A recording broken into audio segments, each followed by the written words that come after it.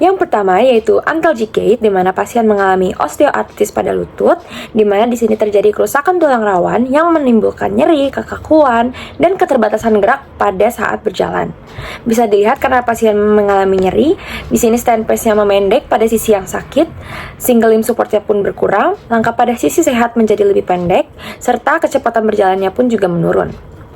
Lalu bisa dilihat posisi tangannya sedikit abduksi untuk menjaga keseimbangan, dan pada posisi kakinya ini lutut sedikit fleksi saat menapak, berat badan segera dipindahkan ke tungkai yang sehat, lalu langkah pada tungkai yang sakit lebih singkat.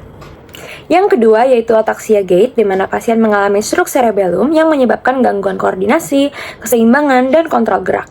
Bisa dilihat pasien memperlebar dasar tumpuan untuk menjaga keseimbangan, sehingga panjang langkah kakinya tidak konsisten, deviasi arah kanan kiri saat berjalan, lalu stand pace-nya lebih lama untuk meningkatkan stabilitas. Bisa dilihat pada posisi tangannya, kedua lengan sedikit abduksi, ayunan lengannya juga tidak teratur. Dan pada posisi kakinya, hip dan lutut sedikit fleksi, langkahnya berubah-ubah panjangnya, posisi kaki saat menapak pun tidak konsisten.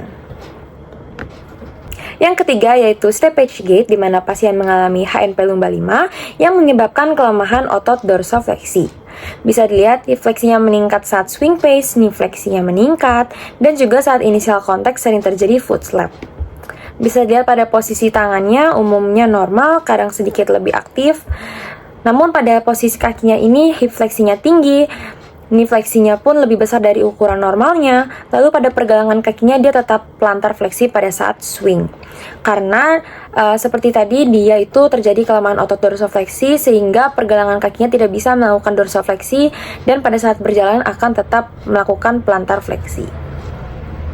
Yang keempat yaitu Parkinson gait, di mana pasien mengalami penyakit Parkinson. Untuk gait analisisnya ini ayunan lengan berkurang karena bisa dilihat pada bagian lengannya terdapat tremor dan juga spastik.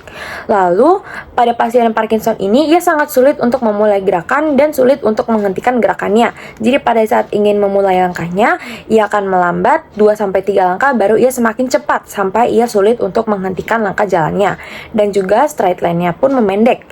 Lalu pada posisi tangannya ini bahu sedikit fleksi, siku fleksi, dan ayunan lengan sangat berkurang.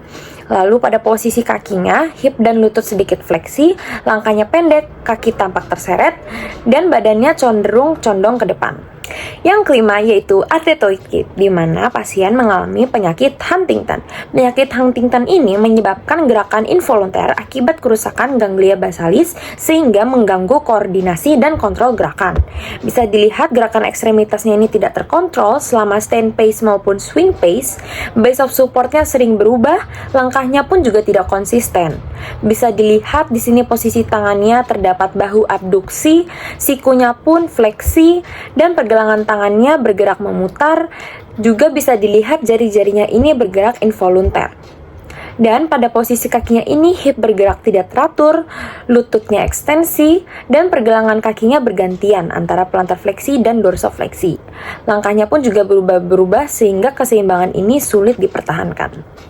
Dan yang terakhir yaitu hemiplegic gait, di mana pasien mengalami penyakit tumor otak.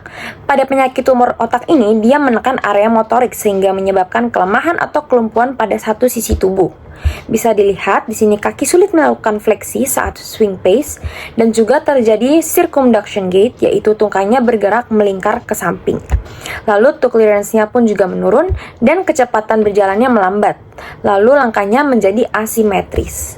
Bisa dilihat di sini pada posisi tangannya, dia bahunya abduksi, sikunya fleksi, pergelangan tangannya fleksi, dan jari-jari tangannya juga fleksi.